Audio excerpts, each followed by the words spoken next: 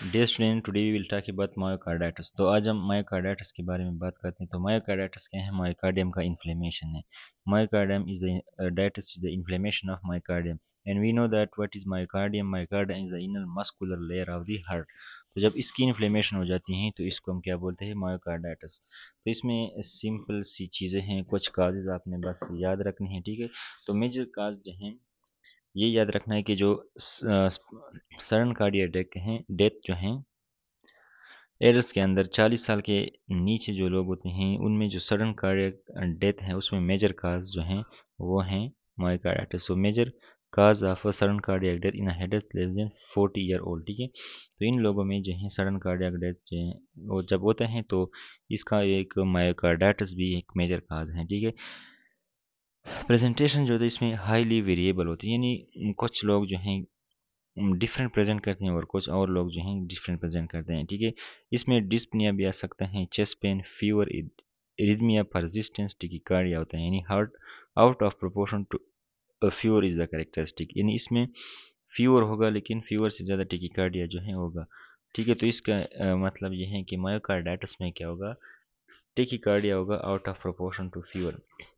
अब इसके काजेज में हमारे पास वायरल काजेज आ सकते हैं, वायरस, मुख्तलिफ वायरस।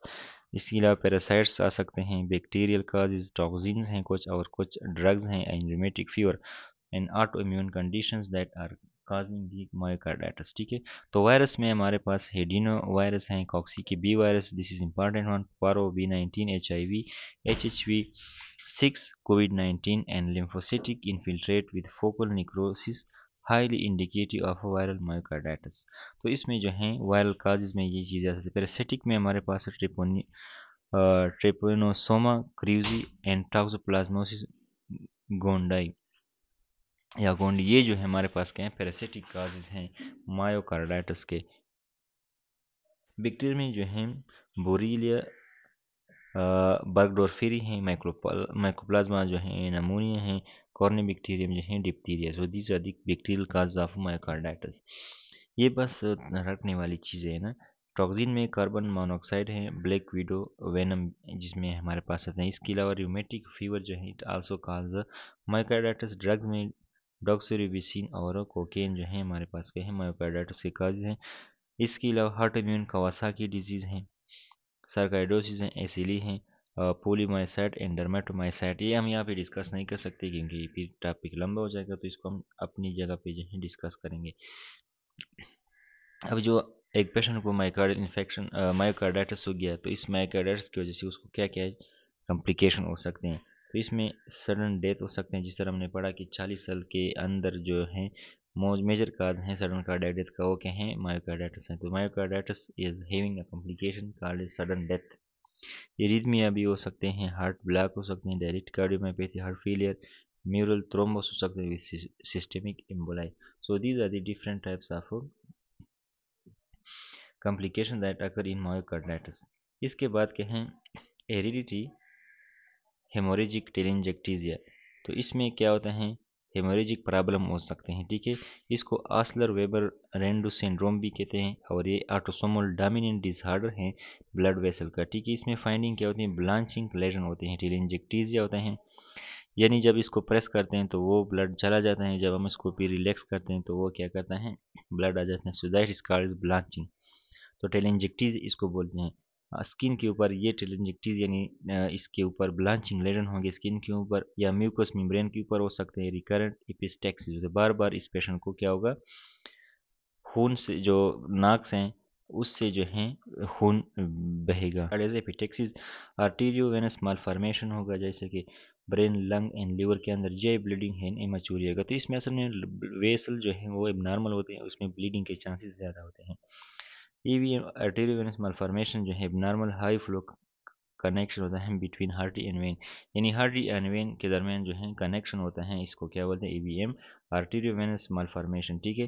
तो ये हमारे पास क्या है? इरेडी हेमोरेजिक टेलेंजेक्टीजिया। तो सिंपली ये एक हेरेडिटी कंडीशन है विच इज़ ऑटोसोमल डोमिनेंट, ये बात याद रखना है। और इसमें को आल्सो आस्लर वेबर रेंडू सिंड्रोम भी बोलते हैं, ठीक है। और इसमें ब्लड वेसल के अंदर मसल आ जाते हैं, तो जो स्किन है या म्यूकस मेम्ब्रेन्स हैं उसमें लेजन होते हैं, these lesion are blanching lesions, ठीक है। तो इसमें टैक्सिस जो है बार बार उसको होगा क्योंकि उसके ब्लड वेसल्स ठीक नहीं होते, वो बे उस जो है हेमोरेजिक चांसेस ज़्यादा होते हैं। और इसमें क्या होता है, एवीएम यानी आर्टेरियोवेनस मालफॉर्मेशन भी होता है। So this heredity haemorrhagic telangiectasia. इसके बाद जो है हमारे पास एक छोटा सा टॉपिक है, दैट इज़ कार्डियक ट्यूमर। तो कार्डियक ट्यूमर जो है इसमें मोस्ट कॉमन कार्डियक ट्यूमर जो है इज मेटास्टेसिस मेलानोमा। तो कार्डियक के अंदर अपना ट्यूमर जो है नहीं होते, अक्सर ट्यूमर बाहर से आते हैं। तो मोस्ट कॉमन जो ट्यूमर है वो क्या है, metastasis and that is melanoma. तो हार्ट के अंदर जो होते हैं मिक्सोमा जो होते हैं वो क्या होते हैं, प्राइमरी कार्डियक ट्यूमर होते हैं एडल्ट के अंदर। तो ए एडल्ट के अंदर जो है मौजूद होते हैं। मेक्सोमास जो होते हैं ए एडल्ट के अंदर मौजूद होते हैं। इसके बाद जो है रेब्डोमायोमा, ये जो होते हैं चिल्ड्रन के अंदर मौजूद होते हैं। तो इसमें ये डिफरेंस जो है हो गया। इसके बाद क्या है, 90% आकर इन द एट्रिया, मोस्ट का लेफ्ट एट्रिया में जो है ये होता है, जो मिक्सोमा होता है वो मोस्ट कॉमनली 90% एट्रिया खासकर लेफ्ट एट्रिया के अंदर मौजूद होता है, ठीक है। जिस तरह यहाँ पे जो है दिखाया गया है, ठीक। अब यहाँ पे क्या है, maximum are usually describe as a ball valve, ये obstruction in the left atrium, इन ये बाल वाल की तरह obstruction होता है। और ये क्या करता है, एट्रियम के obstruct करता है। associated विद मल्टीपल सिंकोपल एपिसोड, इसमें सिंकोपल एपिसोड यानी बेहोशी के मुख्तलिफ मतलब ज़्यादा ज़्यादा एपिसोड आते हैं। इसमें इंटरल्यूकिन 6 प्रोडक्शन होता है ट्यूमर, यानी ये जो ट्यूमर होता है वो इंटरल्यूकिन 6 प्रोडक्ट प्रोड्यूस करता है, ठीक है। दिस ट्यूमर produces interleukins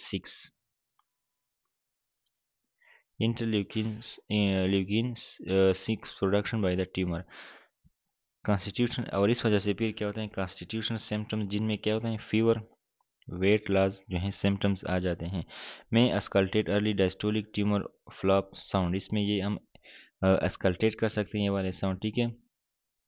जिस तरह जो मिट्रल स्टिनोस की तरह मिमिक्री करते हैं, यानी मिट्रल वाल के पास ये होते हैं और ये मिट्रल वाल को ब्लॉक करते हैं। और मिट्रल स्टिनोसिस में भी जो क्या होता है, मिट्रल वाल जो है ब्लॉक होता है, तो इसमें मिमिक्री आ जाती है मिट्रल स्टिनोसिस के साथ।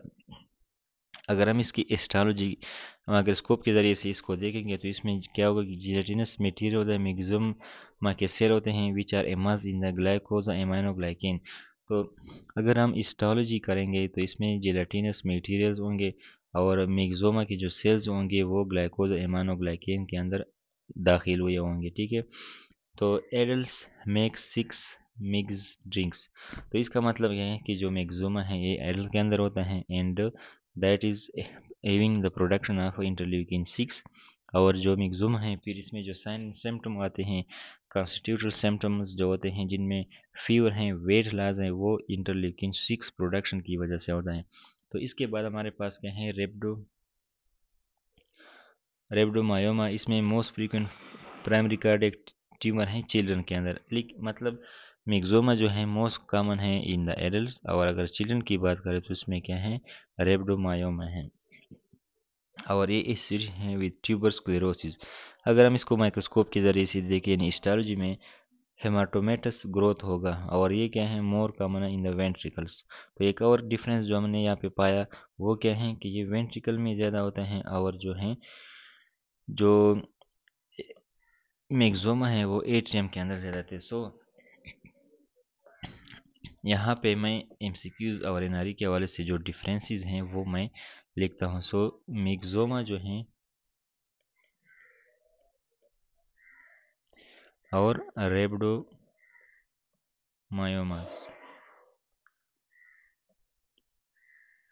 ये क्या हैं एडल्ट्स के अंदर, और ये क्या हैं चिल्ड्रन के अंदर ज़्यादा कॉमन है। ये एट्रियम में ज़्यादा होते हैं और ये वेंट्रिकल के अंदर कॉमन होते हैं, यानी इसके प्रोडक्शन। इसमें क्या होता है, इंटरल्यूकिन 6 प्रोडक्शन जो है इसमें होती है and that is causing the